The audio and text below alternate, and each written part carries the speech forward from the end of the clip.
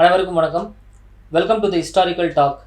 நம்ம இந்த ஹிஸ்டாரிக்கல் டாக்ல வந்து ஹிஸ்ட்ரி சம்மந்தமான நிறைய விஷயங்களை பேசி பப்ளிஷ் பண்ணிருக்கோம். எல்லா சண்டேவும் எல்லா ஞாயிற்றுக்கிழமையும் இந்த ஹிஸ்டாரிக்கல் டாக்ஸ் வீடியோ நம்ம பப்ளிஷ் பண்ணிருக்கோம்.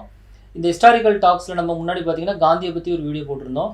அதை பேஸ்டான நிறைய கமெண்ட்ஸ் வந்துச்சு. அந்த கமெண்ட்ஸ் அடிப்படையில் வந்து காந்தி வெர்சஸ் முன்னாடி பகத்சிங் அப்படிங்கிற டாபிக் கேட்டாங்க. ஸோ அதை நம்ம பேசியிருந்தோம். முன்னாடி டாபிக் அதையும் பப்ளிஷ் பண்ணியிருக்கோம். சப்ஸ்குவெண்ட்டாக ஸ்டூடெண்ட்ஸ் வந்து வேற ஒரு டாபிக் கேட்டிருக்காங்க. காந்தி ரிலேட்டடாக இன்னொரு கான்ட்ரவர்ஷியல் அந்த இஷ்யூ கேட்டிருக்காங்க. கிஷோர், அது என்ன இஷ்யூ சொல்லுங்கள். ஓகே சார், காந்தியை பற்றி வேறு என்ன இஷ்யூ கேட்டிருக்காங்க ஸ்டூடெண்ட்ஸு? சார் காந்தி பற்றி நிறைய இஷ்யூ கேட்குறாங்க சார். பட் அதில் மெயினான ஒரு இஷ்யூ நம்ம இன்றைக்கி எடுத்து பேச போகிறோம் சார். இப்போ என்னன்னு பார்த்தீங்கன்னா காந்தி வெர்சஸ் இப்போ சுபாஷ் சந்திர போஸ். ஓகேங்களா சார்? இப்போ அதில் 2 டைமென்ஷன் சம்மந்தமாக கேட்டிருக்காங்க. என்னென்னா, ஏன் வந்து சுபாஷ் சந்திர போஸ் திரிபுரி கிரைசிஸில் ஐஎன்சியை விட்டு போனார், ஃபர்ஸ்ட் விஷயம். செகண்ட் வந்து என்னென்னா, அவங்க காந்தியும் சுபாஷ் சந்திர போஸுடைய ஒற்றுமை மற்றும் முரண் என்னன்னு கேட்டிருக்காங்க சார்.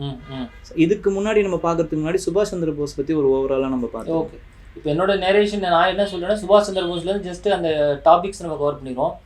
பேசிக்காக பார்த்தா சுபாஷ் சந்திர போஸ் வந்து 1897 ஜனவரி 23 1897 பிறக்கிறாரு.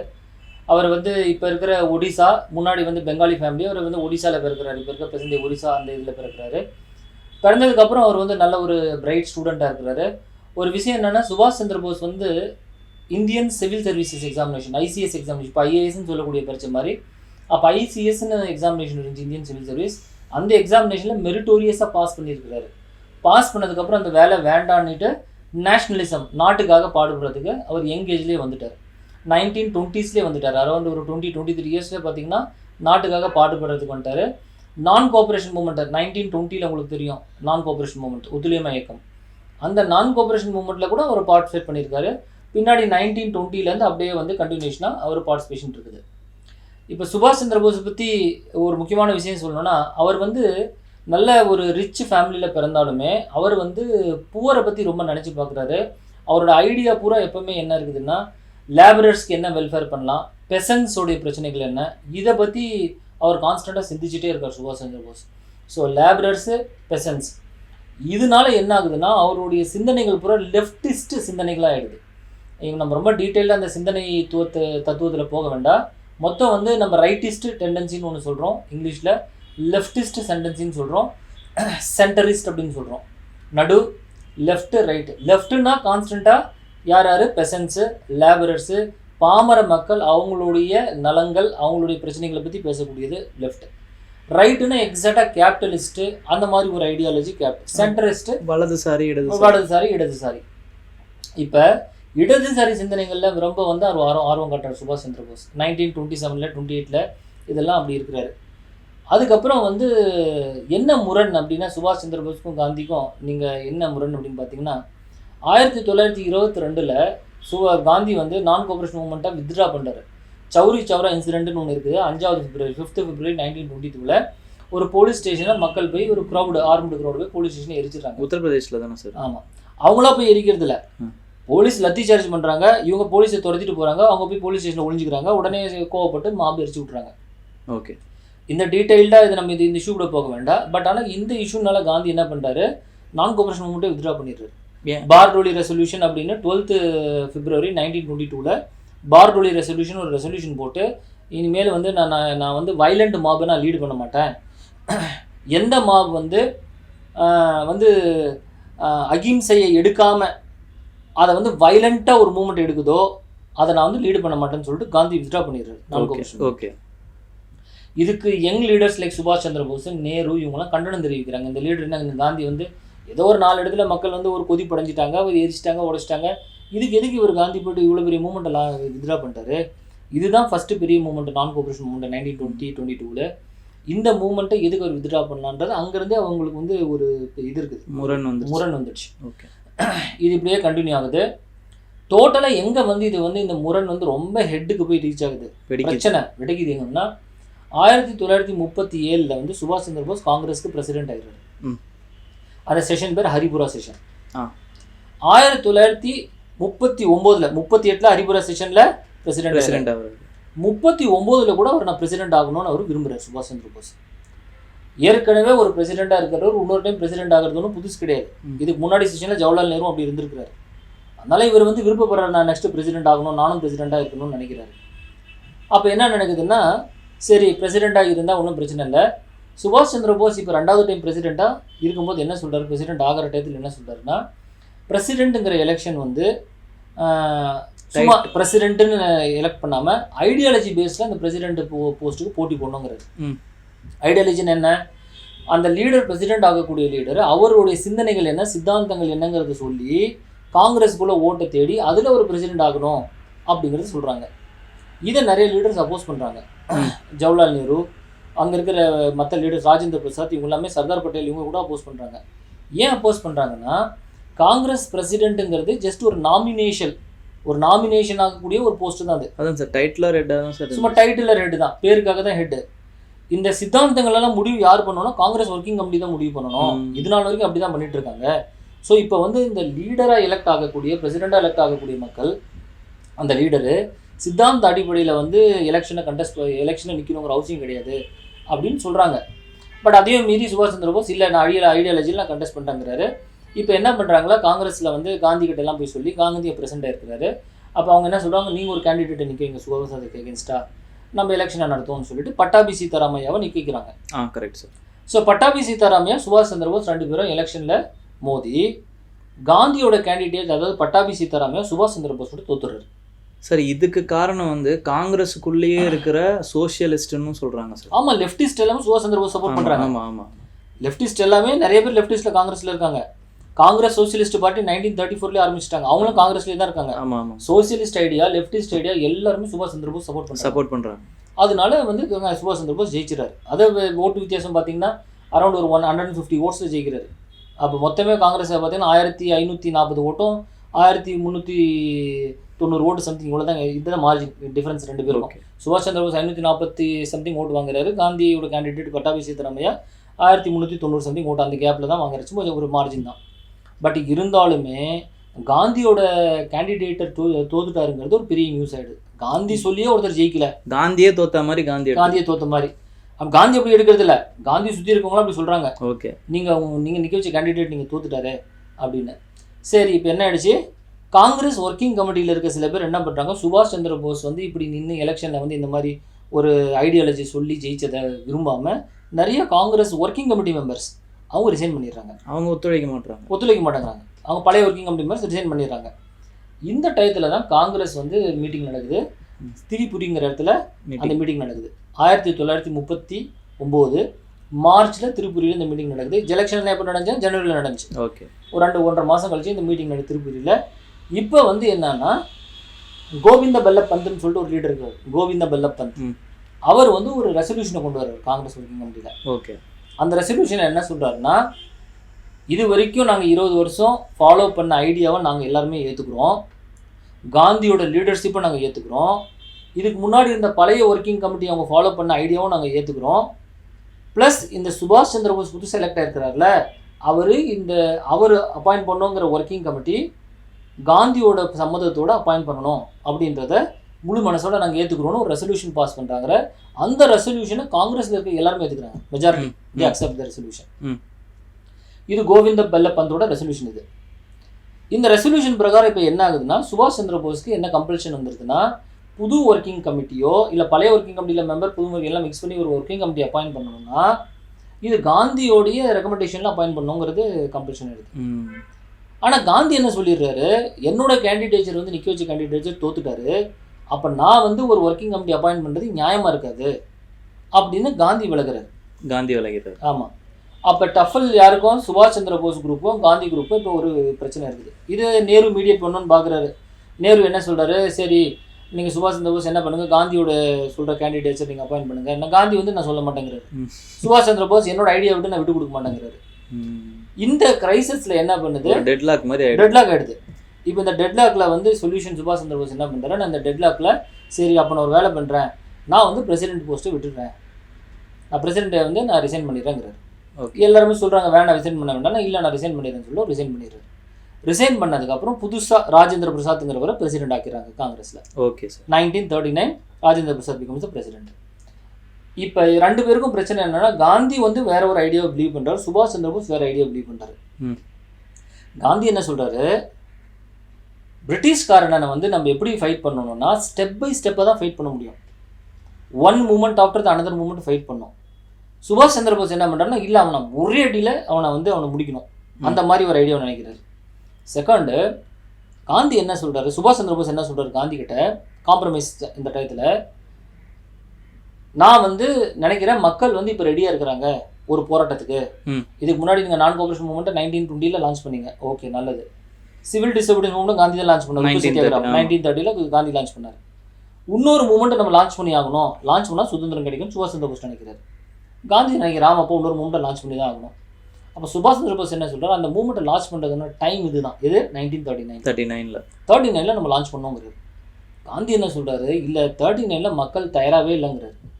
மக்கள் மனசில் வந்து இப்போ ஒரு போராட்டத்தை நம்ம அனௌன்ஸ் பண்ணால் லட்சக்கணக்கான பேர் இதுக்கு கூவிவாங்க அப்படின்னு எனக்கு தெரியல அப்படின்னு காந்தி சொல்கிறார். எனக்கு நம்பிக்கை இல்லை. சுபாஷ் சந்திர போஸ் இல்லை எனக்கு நம்பிக்கை இருக்குங்கிறாரு. சரி, ஏன்னா மக்கள் கொதிப்படைஞ்சிருக்கிறாங்கிறது சுபாஷ் சந்திர போஸ் பார்க்குறாரு.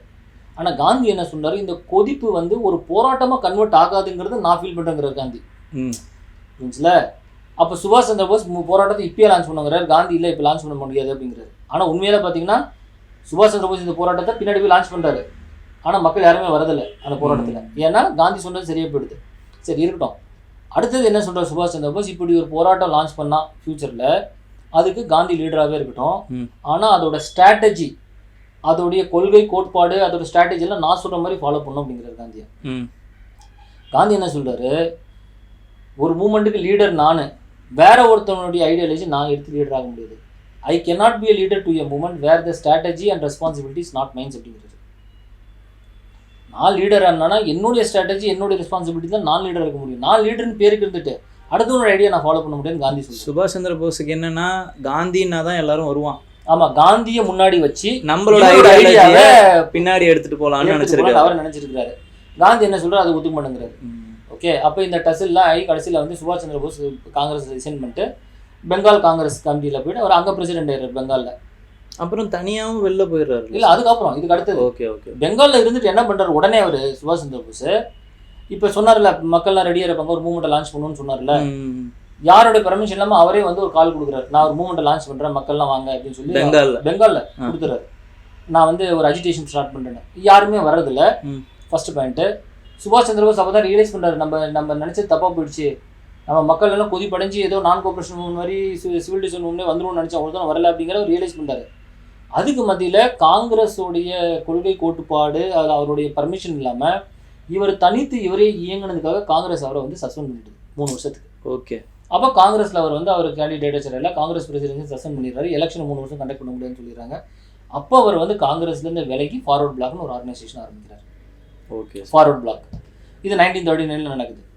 ஃபார்வர்ட் பிளாக் ஆரம்பிச்சதுக்கப்புறம் பிரிட்டிஷ்காரங்க என்ன பண்ணுறாங்க, இந்த டயத்தில் 1939 செகண்ட் வேர்ல்டு வார் செப்டம்பர், ஆமாம், ஜெர்மனி போய் போலாண்ட் அட்டாக் பண்ணுது, செகண்ட் வேர்ல்டு வார் ஸ்டார்ட் ஆகிடுது. உடனே இந்த வார் டைம் கிரைசிஸில் சுபாஷ் சந்திர போஸ் ஹவுஸ் அரெஸ்ட்டில் கொண்டு வச்சுருக்காங்க. இப்போ இந்த ஹவுஸ் அரெஸ்ட்லேருந்து சுபாஷ் சந்திர போஸ் தப்பிச்சு போய் 1940, 41, 42 தப்பிச்சு போய் அவர் ஆப்கானிஸ்தான் போய், அங்கேருந்து ரஷ்யா போய், அங்கேருந்து ஜெர்மனி போய், அங்கேருந்து சிங்கப்பூர்லேருந்து ஜப்பான் போய், ஜப்பான் வந்து இப்போ செகண்ட் வேர்ல்டு வாரில் பார்ட்டிசிபேட் பண்ண ஆரம்பிச்சிச்சு. ஏன்னா பேர்ல் ஹார்பர் அட்டாக் நடந்துருது. பேர்ல் ஹார்பர் பேர்ல் ஹார்பர் நடந்ததுக்கப்புறம் என்ன பண்ணுது, இப்போ ஜப்பான் என்ன பண்ணுது, போய் வந்து second world war participate Pearl ஹார்பரில் மூலியமாக பார்ட்டிசிபேட் பண்ணதுக்கப்புறம் சுபாஷ் சந்திர போஸ் என்ன நினைக்கிறாருன்னா, பிரிட்டனுக்கு எதிர்த்து சண்டை போடக்கூடியது ஜெர்மனி, பிரிட்டனுக்கு எதிர்த்து சண்டை போடக்கூடியது ஜப்பான், ஏன்னா ஜப்பானும் ஜெர்மனியும் ஃப்ரெண்ட்ஸு. அப்போ எதிரிக்கு எதிரி நண்பன் சுபாஷ் சந்திர போஸ் நினைக்கிறாரு. அப்போ நம்ம பிரிட்டனை போய் தாக்கணும்னா என்ன பண்ணணும்னா, நம்ம வந்து எனிமி கூட கை கோர்க்கணும்னு சொல்கிறாரு. எனிமி யார், ஜெர்மனி, ஜப்பான். அதனால போய் ஒரு ஜெர்மனியில் போயிட்டு ஹிட்லரை மீட் பண்ணதாகவும், அங்கேருந்து சப்மரீன் மூலிமா தப்பிச்சு சிங்கப்பூர் போய், அங்கேருந்து ஜப்பான் போய், ஜப்பானில் இருக்க பிரைம் மினிஸ்டர் ஒருத்தர் இருக்கிற தோஜோ, அந்த தோஜோவை மீட் பண்ணதுக்கப்புறம் அவர்கிட்ட ஹெல்ப் கேட்குறாரு. நாங்கள் வந்து நான் உங்களுக்கு சப்போர்ட் பண்ணுறேன், எனக்கு நீங்கள் பிரிட்டிஷை எதிர்க்கிறதுக்கு நீங்கள் எனக்கு ஹெல்ப் பண்ணுங்கன்னு. அவங்க என்ன நினைக்கிறாங்கன்னா, நல்லது நம்ம பிரிட்டனை தான் அப்போஸ் பண்ணோம், இவங்களே ஒருத்தங்க இருக்கிறாங்க, இவங்களே யூஸ் பண்ணிக்கணும்னு சொல்லி அவங்க நினைக்கிறாங்க. ஜப்பான் ப்ராக்ஸி மாதிரி நம்ம யூஸ் பண்ணிக்கணும்னு நினைக்கிறாங்க. இந்த சுச்சுவேஷனில் தான் 1942 41, 42 முக்கியமான சம்பவம் நடக்குது. என்னன்னா, ஜப்பான் வந்து என்ன பண்ணுதுன்னா, பிலிப்பைன்ஸ் எல்லாத்தையும் அட்டாக் பண்ணிட்டு பேர்ல் ஹார்பருக்கு அப்புறம் என்ன பண்ணுது, பிலிப்பைன்ஸ் இந்தோ சைனா ஃபுல்லாக அட்டாக் பண்ணி, மலேசியா பர்மா, அதாவது பர்மா வந்து பிரிட்டிஷ் காலனி, அந்த பர்மாவை வந்து அனெக்ஸ் பண்ணிக்குது. ஓகே, ஜப்பான் பர்மாவை அனெக்ஸ் பண்ணதுக்கப்புறம் 1942 பிரிட்டிஷ்காரன் எல்லாமே இந்தியன் சோல்ஜர்ஸ் எல்லாம் அங்கேயே விட்டுட்டு தப்பிச்சு இந்தியா கூடி வந்துடுறாங்க பர்மாலேருந்து. அப்போ அந்த எல்லா சோல்ஜர்ஸும் யார் கீழே மாட்டிக்கிறாங்க? ஜப்பான் கீழே மாட்டிக்கிறாங்க. எல்லாமே இந்தியன் சோல்ஜர்ஸ். ஜப்பான் பிரிட்டிஷ் ஆர்மியில் இருந்தாங்க, எல்லாமே ஜப்பான் கிட்ட போய் கிட்டத்தட்ட 4000 சொல்றாங்களே, அதிகம் 45,000 சோல்ஜர்ஸ் மாட்டிக்கிறாங்க. இப்போ இந்த சோல்ஜர்ஸ் எல்லாத்தையும் வச்சு என்ன பண்ணுறது? ஜப்பான்காரனுக்கு ஒன்றும் புரியல. இப்போ வந்து என்ன நினைக்கிறேன், அந்த சோல்ஜர் குரூப்ல இருந்த ஆஃபீஸர் ஒருத்தர் மோகன் சிங்னு ஒரு ஆஃபீஸர் என்ன பண்ணுறாரு, ஜப்பான் கிட்ட போய் பேசுகிறாரு. நான் வந்து இந்த சோல்ஜர்ஸ் எல்லாம் நான் என்ன பண்ணுறேன், பிரிட்டிஷ்க்கு எகென்ஸ்டாக போராடுறதுக்கு நான் ட்ரெயின் பண்ணுறேன், எனக்கு ஹெல்ப் பண்ணிங்கன்னா போதும் அப்படின்னு சொல்லி அவர் கேட்குறாரு. அந்த டயத்தில் அந்த பேச்சுவார்த்தை நடந்துட்டு இருக்கும்போது 1942 இந்த பேச்சுவார்த்தை நடந்துட்டு இருக்கும்போது ஜப்பான்ஸ்க்கும் அப்போ இருக்க அந்த மோகன் சிங்கும் பிரச்சனை வந்து இந்த முயற்சி வந்து 100% அவர் அரெஸ்ட் பண்ணி திருப்பி அரெஸ்ட் பண்ணிடுறாங்க. அவர் ஜெயிலில் அரெஸ்ட் பண்ணிடுறாங்க, மோகன் சிங் அரெஸ்ட் பண்ணிடுறாங்க. அதுக்கப்புறம் என்ன பண்ணுறாரு, 1943 சுபாஷ் சந்திர போஸ் இப்போ இங்கே போயிடுறாரு. 1940 சுபாஷ் சந்திர போஸ் அங்கே போனதுக்கப்புறம் இதே எக்ஸைட் திரும்ப ஒரு ஸ்டார்ட் பண்ணுறாரு, இந்தியன் நேஷனல் ஆர்மி இல்லை ஆசாத் இந்து ஃபவுஸ் அப்படின்னு பேர். அதுக்கு ஆசாத் இந்து ஃபவுஸ் இல்லைன்னா இந்தியன் நேஷனல் ஆர்மி அப்படின்னு சொல்லிட்டு அவர் ரீஆர்கனைஸ் பண்ணுறாரு. ஜப்பான்கார்ட்ட என்ன கேட்குறாரு, நீங்கள் வந்து இந்த சோல்ஜர்ஸ் எல்லாம் எனக்கு கொடுங்க, இவங்களை நான் ட்ரெயின் பண்ணுறேன், ட்ரெயின் பண்ணி பிரிட்டிஷ்க்கு எகென்ஸ்டாக நானே போராடுறேன் அப்படின்னு சொல்லிட்டு சிங்கப்பூரில் வந்து அவர் பேஸை ஹெட் குவார்ட்டர்ஸ் எஸ்டாப்ளிஷ் பண்ணி அங்கே வந்து ஒரு கவர்மெண்ட்டை இந்தியன் கவர்மெண்ட்டை கிரியேட் பண்ணுறாரு. Government of free India, provincial government of free India, India சுதந்திரம் அடைஞ்ச கவர்மெண்ட்டை அங்கே கிரியேட் பண்ணுறாரு சுபாஷ் சந்திர போஸ். அவரே கிரியேட் பண்ணிட்டு இங்கே இருக்கிற சோல்ஜர்ஸ் எல்லாம் ட்ரெயின் பண்ணி அப்போ தான் ஒரு கால் கொடுக்குறாரு, யாரெல்லாம் வந்து இந்திய ஐஎன்ஏல ஜாயின் பண்ணமெல்லாம் வாங்கன்னு சொல்லிட்டு. இந்த மலேசியாவில் இருக்கக்கூடிய மக்கள்லாம் பார்த்தீங்கன்னா, மலேசியாவும் சரி மியான்மர் பர்மாவில் இருக்கக்கூடிய மக்கள்லாம் நிறைய பேர் சவுத்தில் இருக்கவங்க தான், தமிழ்காரங்க. இவங்க தான் நிறைய பேர் ஜாயின் பண்ணியிருக்காங்க ஏற்கனவே அந்த ஆர்மியில். ஓகே. ஸோ அதனால ஜாயின் பண்ணதுக்கப்புறம் எல்லாருமே உள்ளே போயிட்டு அங்கே இருந்துக்கிட்டு அதுக்கப்புறம் 1944 வந்து என்ன பண்றாங்க, இந்தியாவை இன்வைட் பண்றதுக்கு சுபாஷ் சந்திர போஸ். அப்பதான் இவர் அந்த காலம் கொடுக்குறாருல்ல சார். ஆமா, அதாவது வந்து give me blood I will give you freedom. ஆமா give your blood I will give you freedom அப்படிங்கிற, உன்னோட ரத்தத்தை கூட நான் உனக்கு வந்து சுதந்திரம் கொடுக்குறேன். ரத்தம் அப்படின்னா போராடு, சுதந்திரத்தை நான் வாங்கி கொடுக்குறேங்கிறாரு.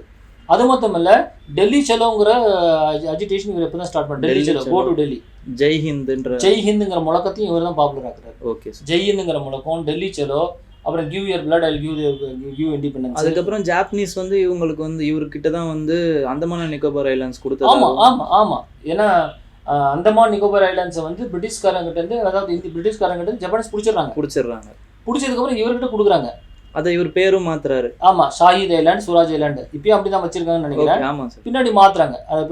அவருக்கு ஷார்ட் டைம்ல அவர் கண்ட்ரோல்ல இருக்குது. ஓகே. ஆனா அந்த மெயின் லேண்டுக்கு அவர், அந்த ஐலாண்டுக்கு அவர் வரல. அவரோட ஆப்ரேஷன் பூரா சிங்கப்பூர் ப்ளஸ் இந்த மியான்மர் இந்த சைடில் இருக்குது. ஓகே. அதுக்கப்புறம் அவர் ஒரு ஆர்மியை லீட் பண்ணி என்ன அனுப்புறாரு, இந்தியாவை இன்வைட் பண்ணுறதுக்கு நார்த் ஈஸ்டர்ன் பார்ட் ஆஃப் இந்தியாலாம் அனுப்புறாரு. நார்த் ஈஸ்ட், அதாவது வந்து மிசோராம், மணிப்பூர் அந்த சைடில் அந்த அந்த அந்த மவுண்டைன் சொல்லி அனுப்புறாரு. ஓகே. அந்த வழியாக வந்து 1944 இந்தியன் டெரிட்டரிக்குள்ளே வந்து இந்த இந்தியன் நேஷனல் ஆர்மி ஒரு கொடி ஏற்றுறாங்க இம்பாலில். கொடி ஏற்றுனதுக்கப்புறம் உடனே பிரிட்டிஷ் ரிட்டாலியேட் பண்ணுறாங்க. திருப்பி இந்த சோல்ஜர்ஸ் எல்லாம் என்ன பண்ணுறாங்க, பாதி பேர் செத்து போயிறாங்க, பாதி பேர் தப்பிச்சோட நினைக்கிறாங்க. பிரிட்டிஷ்காரங்கெல்லாம் திருப்பி இதை பிடிச்சிறாங்க. பிரிட்டிஷ்னா இந்தியன்ஸ் தான், பிரிட்டிஷ் சோல்ஜர்ஸ் இல்லை. அப்போ பிரிட்டிஷ் ஆர்மியில் இருந்த Indians prisoners of war Japanese ஆகி திரும்ப அவன் ஐஎன்ஏ சோல்ஜர் ஆனதுக்கப்புறம் அவங்கள திரும்ப போய் பிடிச்சி பிரிட்டிஷ்காரன் பிடிச்சிட்டு சோல்ஜர்ஸை இழுத்துட்டு, பிரிசனர்ஸை இழுத்துட்டு வந்து ஜெயிலில் பல இடத்துல ஜெயிலில் போட்டு முடி வச்சிடுறாங்க. அதுதான் ஃபேமஸ் ஐஎன்ஏ ட்ரையல்ஸ். ஆமாம், அதுக்கு பேர் ஐஎன்ஏ ட்ரையல்ஸ், ரெட் ஃபோர்ட் ட்ரையல்ஸ்னு பேர் சொல்கிறாங்க அது. ஓகே. ஏன்னா அந்த ரெட் ஃபோர்ட்டில் அந்த ட்ரையல்ஸ் நடக்குது. அதில் 3 leader, Shahnawaz Khan, Prem Kumar Sehgal, GS Dhillon, Gurdial Singh Dhillon. Shahnawaz Khan, PK Sehgal, Prem Kumar Sehgal, GS Dhillon, Gurdial Singh Dhillon. இதில் இவங்க 3 பேரையும் வச்சுக்கிட்டு, அதாவது ஒரு ஹிந்து, ஒரு முஸ்லீம், ஒரு சீக், இந்த 3 பேரையும் வச்சுக்கிட்டு ட்ரையல்ஸ் நடத்துகிறாங்க. பிரிட்டிஷ்காரன் இவங்க பண்ணது தப்பு, இந்த சுபாஷ் சந்திர போஸ் கூட போன சோல்ஜர்ஸ் எல்லாத்துக்கும் தூக்கு தண்டனை கொடுக்கணும், ஏன்னா அவங்க வந்து நாட்டை பிட்ரேயல் அவங்க பண்ணிட்டாங்க, அதனால அவங்களுக்கு என்ன பண்ணணும், ஒரு அதிகபட்ச தண்டனை கொடுக்கணும். போராட்டம் பின்னாடி ஒரு பெரிய கதை. 1945 நவம்பரில் ஸ்டார்ட் ஆகுது இந்த போராட்டம். ஓகே. இந்த ஐஎன்ஏ ட்ரையல்ஸ், இதுக்கு பின்னாடி நிறைய இஷ்யூ. அதுதான் இந்த ஐஎன்ஏ வந்து எவ்வளோ பெரிய இம்பாக்டை கொடுத்துருக்குதுன்னா, இந்தியன் நேஷனல் ஆர்மி பிரிட்டிஷ்கார இந்தியா விட்டு ஓடணுங்கிறத தீர்க்கமாக முடிவு பண்ணது இந்த ஐஎன்ஏ ட்ரையல்ஸில் தான். கரெக்ட். பிரிட்டிஷ்காரன் செகண்ட் வேர்ல்டு வார் முடிஞ்சதுக்கு அப்புறம் கூட 1945 கூட மனசில் நினச்சிருக்கான், இன்னும் கொஞ்ச நாள் நம்ம தள்ளிட்டு போகலாம் இந்தியாவை ரூல் பண்ணிக்கிட்டுன்னு. பட் இந்த ஐஎன்ஏ ட்ரையலும் plus RIN mutiny, Royal Indian Navy mutiny 1946 பிப்ரவரியில் நடக்குது. அந்த மியூட்டனியும் இந்த ஐஎன்ஏ ட்ரையல்ஸும் இந்த ஐஎன்ஏ இஷ்யூவும் பிரிட்டிஷ்காரன் இனிமேல் நம்ம இந்தியாவில் ரொம்ப நாள் தங்க முடியாதுங்கிறத நிர்ணயிக்குது. ஸோ அதனால பிரிட்டிஷ்காரன் வேறு வழி இல்லாமல் 47 விட்டு ஓடி போயிடுறான்னு வச்சுக்கோங்க, இந்தியாவை குவிட் பண்ணிடுறான். ஸோ இதெல்லாம் வந்து பேக்ரவுண்ட் ஆஃப் சுபாஷ் சந்திர போஸ். கடைசியில் இந்த சுபாஷ் சந்திர போஸ் என்ன ஆனார் அப்படிங்கிறது ஒரு பெரிய ஒரு மிஸ்ட்ரியாகவே இருக்குது. ஆமாம், அது ஒரு மிஸ்ட்ரி தான். என்ன மிஸ்ட்ரினா, சுபாஷ் சந்திர போஸ் கடைசி ஃபேஸில் அவர் என்ன ஆகிறாருன்னு யாருக்கும் தெரியுதில்ல, அவர் யாருமே பார்க்கறதில்ல. ஆனால் பொதுவாக எல்லாருனாலும் ஏற்றுக்கொள்ளப்பட்ட பிலீஃப் என்னென்னா, சுபாஷ் சந்திர போஸ் வந்து வேறு இடத்துக்கு மஞ்சூரியாவுக்கு தப்பிச்சு போகணும்னு நினைக்கிறாரு. ஏன்னா இப்போ இது எல்லாமே வந்து செகண்ட் வேர்ல்டு வார் 1945 பார்த்தீங்கன்னா அலைடு ஃபோர்ஸஸ் எல்லாம் அந்த டெரிட்டரி டேக் ஓவர் பண்ணிட்டாங்க. மெயின்லி இந்த அமெரிக்காலாம் வர ஆரம்பிச்சிட்டாங்க அந்த டெரிட்டரியில். செகண்ட் வேர்ல்டு வாரில் பார்த்தீங்கன்னா ஜெர்மனி, இட்டாலி, ஜப்பான் மூணும் ஒரு side. Germany, Italy, Japan triple axis powers. Triple axis or axis powers. Allied பவர்ஸ்னா மீதி எல்லாருமே பிரிட்டனு, ஃப்ரான்ஸு, அமெரிக்கா, மெயினாக இந்தியா கூட இந்த அலைடு பவர்ஸ் ஜாயின் பண்ணிக்கிட்டாங்க. யூஎஸ்எஸ்ஆர். ஓகே, ஸோ இவங்க எல்லாருக்கும் இந்த ஃபைட் நடக்குது. இப்போ 1945 பார்த்தீங்கன்னா தோக்க ஆரம்பிச்சிட்டாங்க, ஜப்பான் கொஞ்சம் கொஞ்சமாக தோக்க ஆரம்பிச்சு. ஸோ இந்த டயத்தில் சுபாஷ் சந்திர போஸ் இங்கேருந்து வேறு இடத்துக்கு தப்பிக்கணும்னு நினைக்கும் போது ஒரு ஏர்கிராஃப்டில் ஏறி போகிறாரு. அந்த ஏர்கிராஃப்ட் வந்து தாய்வான் அப்படிங்கிற ஃபார்மோசான் ஐலாண்டு, ஃபார்மோசான் இப்போ இருக்கிற தாய்லாந்து, அந்த தாய்லாண்டில் போகும்போது வெடிச்சு கீழே விழுந்து அதில் இருக்கக்கூடிய சுபாஷ் சந்திர போஸ் இறந்து போயிட்டாரு. பர்ன்டு 3rd degree பர்ன்டு இறந்து போயிட்டாருங்கிறத டாக்குமெண்ட் ரெக்கார்டு 18 ஆகஸ்ட் 1945 ரெக்கார்ட் பிரகாரம். ஆனால் இப்போ என்ன பிரச்சனைனா, இது யாருக்குமே தெரியல. இவர் வந்து இப்படி அடிபட்டு ஒருத்தர் இறந்து போயிட்டாருங்கிறது ஜப்பானீஸ்காரன் அவன்லாம் நோட் பண்ணி வச்சிட்டான் எல்லாமே. அவன் தான் கிரிமினேஷன்லாம் பண்ணியிருக்கான் பின்னாடி. ஓகே. ஆனால் இப்போ நிறைய பேர் சுபாஷ் சந்திர போஸ் எங்கே போனார், ஏறினது தெரியும், எங்கே போய் லேண்ட் பண்ணது யாருக்கும் தெரியாது, அந்த விஷயம் யாருக்கும் தெரியாது. அப்போ நிறைய பேர் என்ன நினச்சிட்டாங்க, இவர் தப்பிச்சு வேறு எங்கேயோ போயிட்டாரு. இன்னைக்கு வரைக்கும் அப்படி தான் நினைக்கிறாங்க. நம்மளுக்கு இன்னும் எக்ஸாக்டாக 100% யாருக்குமே ஒன்றும் தெரியாது. இது எல்லாமே இது மாதிரியான ஒரு ஒப்பீனியன். ஓகே. ஏர்கிராஃப்ட் பறந்து போனது, விழுந்தது, 3rd degree பர்னில் இறந்தது, அதெல்லாம் ஒரு பக்கம் இருந்தாலுமே கொஞ்சம் பேர் சுபாஷ் சந்திர போஸ் வந்து ரஷ்யாவில் தப்பிச்சு போயிட்டாரு. அதுக்கப்புறம் வந்து பார்த்தீங்கன்னா அவர் ஹிமாலயஸில் இருக்கிறாரு. அவர் இது மாதிரிலாம் நிறைய பிலீஃப் சிஸ்டம் இருக்குது. இதுக்கு நடுவில் இன்னும் கொஞ்சம் பேர் என்ன சொல்கிறாங்கன்னா, சீக்கிரட்டாக பிரிட்டிஷ்காரன் என்ன சொன்னான்னா, நான் சுதந்திரம் கொடுக்கறதுக்கு ஒரு கண்டிஷன் வச்சேன் பிரிட்டிஷ்காரன். அது என்ன கண்டிஷனு? சுதந்திரம் கொடுப்பேன், ஆனால் ஒரு கண்டிஷன். நேதாஜி வந்து சுபாஷ் சந்திர போஸ் நேதாஜின்னு நம்ம சொல்கிறோம். அந்த நேதாஜி வந்து நீங்கள் பிடிப்பட்டா இந்தியாவில் எங்ககிட்ட நீங்கள் ஒப்படைக்கணும், நேரு கிட்ட ஒப்புதல் வாங்கிட்டாங்க அப்படின்னு. இதெல்லாம் அந்த அளவுக்கு வந்து ஹிஸ்டாரிக்கலாக ஃபேக்ட் கிடையாது. ஏன்னா எல்லாமே கான்ஸ்பிரசி தான். ஏன்னா சுபாஷ் சந்திர போஸ் உயிரோடு இருந்திருந்தால் பிரிட்டிஷ்காரன் பிரிஞ்சு போனதுக்கப்புறம் இல்லை, அதுக்கு முன்னாடியே வெளியே வந்திருப்பார் அவர். இன்கேஸ் பிரிட்டிஷ்காரன் போனதுக்கப்புறம் கூட நிறைய பேர் என்ன சொல்கிறாங்க, நேரு பிடிச்சி கொடுத்துருவாருன்னா வராமல் இருக்காரு. அவர் ஏன் கொடுக்கணும், பிடிச்சி ஏன் கொடுக்கணும்? ரெண்டாவது நேருக்கு அந்த அளவுக்கு தெரியுது, அந்த ஒரு விஷயம் இருக்குதுல்ல சார். அது மட்டும் இல்லாமல் 15th ஆகஸ்ட் நமக்கு சுதந்திரம் கிடைக்குது. 16th ஆகஸ்ட் வந்து நேரு வந்து எவ்வளோ பேர் கான்ட்ரிபியூட் பண்ணியிருக்காங்க. இருந்தாலுமே சுபாஷ் சந்திர போஸோட கான்ட்ரிபியூஷன் வந்து ரொம்ப பெருசு. கரெக்டா. அவரு தான் வந்து வெளிநாட்டில் நம்மளுடைய தேசிய கொடியை நிறைய இடத்துல ஏற்றினவருன்ற மாதிரி அவருக்கு புகழாரமும் சுட்டியிருக்கிறாரு. அப்போ வந்து சுபாஷ் சந்திர போஸ் உயிரோடு இருந்திருந்தால் 1947 அந்த டைமில் இருந்திருந்தால் கண்டிப்பாக வந்திருப்பாரு. இந்தியாவில் ஒரு பெரிய ரோல் ப்ளே பண்ணியிருப்பார். பின்னாடி ஒரு அப்போசிஷன் பார்ட்டியாவோ இல்லை ரூலிங் பார்ட்டியாவோ பெரிய ரோல் ப்ளே பண்ணியிருப்பாருங்கிறது என்னுடைய கொஞ்சம் வரலாற்று அறிவில் இருக்கக்கூடிய, எனக்கு தெரிஞ்ச ஒரு லெஃப்டிஸ்டோடைய ஒரு லீடராக வந்து பெரிய போயிருப்பாரு. ஆனால் வந்து நான் ஏற்கனவே சொன்ன மாதிரி போராளிகள் இவங்கெல்லாம் வந்து மறையிறதில்லை, இவங்கெல்லாம் இறக்குறதில்லை, இவங்கெல்லாம் விதைக்கப்படுகிறார்கள். இதுதான் ஹிஸ்ட்ரி நம்மளுக்கு சொல்கிறது. பெரிய பெரிய ரெவல்யூஷனரிஸ் எல்லாம் they don't die, they are just seated. Sir ஒரே ஒரு சின்ன குயிக் அந்த இது மட்டும் பண்ணிடலாம் சார். அவங்களோட நேரு, காந்தி, அதுக்கப்புறம் சுபாஷ் சந்திர போஸுடைய அந்த முரண் மட்டும் சொல்லிட்டீங்கன்னா. ஒற்றுமை 2 பேரும் நேஷனலிஸ்ட், அவ்வளவுதான். 2 பேருக்கும் இண்டிபெண்டன்ஸ் வேணுங்கிறது விரும்புறாங்க. 2 பேரும் புவருக்கு சப்போர்ட் பண்ணணும்னு நினைக்கிறாங்க. வழிமுறைகள் தான் வேற. இப்போ டிஃபரன்ஸ் என்னன்னா, 2 பேருமே வந்து ஹானஸ்ட் லீடர்ஸ், 2 பேருமே மாஸ் லீடர்ஸ் தான். ஆனா ஒரே ஒரு விஷயம், சுபாஷ் சந்திர போஸ் கொஞ்சம் வேகமா போகணும்னு நினைக்கிறாரு. இவரோட காந்தி கொஞ்சம் ஸ்லோவா இருக்கணும்னு நினைக்கிறாரு. செகண்ட் பாயிண்ட், காந்திக்கு சுபாஷ் சந்திர போஸை காட்டிலும் பிரிட்டிஷ் பத்தி நிறைய விஷயங்கள் புரியுது. ஏன்னா அவர் சவுத் ஆப்பிரிக்காலேருந்து அவர் புரட்சி பண்ணிட்டு இருக்காரு. ஆமா. ஆனா சுபாஷ் சந்திர போஸ் என்ன பண்றாரு, இல்லை உடனே நம்ம வி வாண்ட் இண்டிபெண்டன்ஸ் இப்பயே வேணுங்கிறாரு. இதே காந்தி 1942 சுபாஷ் சந்திர போஸ் மாதிரி திங்க் பண்ண ஆரம்பிச்சிட்டாரு. ஏன்னா 1942 காந்தி வந்து குட் இந்தியா மூவ்மெண்ட் லான்ச் பண்ணும்போது என்ன சொல்றாரு, எனக்கு இன்னைக்கு நைட்டே எனக்கு சுதந்திரம் வேணுங்கிறாரு காந்தி. இதையும் சில பேர் கேட்டிருக்காங்க, ஏன் காந்தி டூ ஆர் டைன்னு சொன்னாரு. இல்லை, அதை பற்றி பேசுவோம். அது நிறைய விஷயம் இருக்குது. சரிங்க சார். டூ ஆர் டைன்னு காந்தி சொல்லலாமா அப்படின்லாம் பேசியிருக்காங்க. அதை பற்றி நம்ம வாய்ப்பு கிடைச்சா இன்னொரு டைம் பேசுவோம். Okay sir. பட் இந்த சுபாஷ் சந்திர போஸும் காந்திக்கும் ஒற்றுமைகள் என்னன்னா, நேஷனல் லீடர்ஸு பார்த்து தான் டிஃப்ரென்ஸ். ஓகே. அதே மாதிரி இன்னும் 2 பேரையும் விட்டே கொடுக்கலன்னு சொல்கிறாங்க சார். காந்தி வந்து சுபாஷ் சந்திர போஸை பேட்ரியாட் ஆஃப் பேட்ரியாட்ஸ் சொல்லியிருக்காரு. Prince of patriots. அதே மாதிரி இவர் வந்து காந்தியை தான் ஃபர்ஸ்ட் இவர் தான் ஃபாதர் ஆஃப் நேஷன் சொல்லியிருக்காரு. நம்ம வந்து வெளியில இருக்கிற மக்கள் வந்து சுபாஷ் சந்திர போஸ் கட்சி ஒரு பக்கம், காந்தி கட்சி ஒரு பக்கம், 2 பேரும் சண்டை போட்டுட்டு இருக்கோம். ஆனா அவங்க 2 பேரும் மியூச்சுவல் ரெஸ்பெக்ட் பண்ணிட்டு தான் இருக்காங்க. எப்படி பகத்சிங் காந்தியை ரெஸ்பெக்ட் பண்ணாரோ, காந்தியை பகத்சிங் ரெஸ்பெக்ட் பண்ணாங்களோ, அதே மாதிரி காந்தி சுபாஷ் சந்திர போஸையும், சுபாஷ் சந்திர போஸ் காந்தியும் வந்து ரொம்ப அடோர் பண்ணாங்க. ரொம்ப ரொம்ப வந்து அவங்கள அடோர் பண்ணிக்கிட்டாங்க. ஓகே சார், புரிஞ்சுல. அதனால வந்து நான் என்ன சொல்றேன்னா, தேவையில்லாத அந்த குழப்பம் வேண்டாம். 2மே மாஸ் லீடர்ஸ் தான். ஓகே, இவங்க 2 பேருக்குள்ள இந்த இந்த இந்த சின்ன சின்ன பிரச்சனைகளுக்கு இருந்ததெல்லாம் உண்மைதான். ஓகே, அது இப்படி தான் வெளிப்பட்டுருக்குது நேஷனல் மூவ்மெண்ட்ல. ஓகே, ஸோ நம்ம ரொம்ப நேரம் பேசிட்டோம்னு நினைக்கிறேன், டைம் ஆயிடுச்சு. ஸோ நம்ம இந்த டாக் முடிச்சுக்கணும், இந்த ஹிஸ்டாரிக்கல் டாக்ஸை. இது சம்மந்தமாக வேறு எதனாச்சும் உங்களுக்கு டவுட்ஸ் இருந்தாலோ, இது ரிலேட்டடாக வேறு ஏதாச்சும் வீடியோஸ் பண்ணணும்னு நினச்சாலோ நீங்கள் கமெண்ட்ஸில் போடுங்க. அது மட்டும் இல்லை, இதுக்கு முன்னாடி பப்ளிஷ் பண்ண வீடியோஸ் எல்லாம் நம்ம ஞாயிற்றுக்கிழமை பப்ளிஷ் பண்ணுவோம். ஸோ சில ஸ்டூடெண்ட்ஸ் இந்த வீடியோ இதுக்கு முன்னாடி இருக்க எபிசோடு எங்கே இருக்குதுன்னு கேட்டிருக்காங்க. எல்லா ஞாயிற்றுக்கிழமையும் நீங்கள் உங்கள் சேனலில் போய் பார்த்தீங்கன்னா ஞாயிற்றுக்கிழமை மத்தியான டயத்தில் இந்த வீடியோ பப்ளிஷ் ஆகுது. நீங்கள் பாருங்கள். All the very best. Thank you.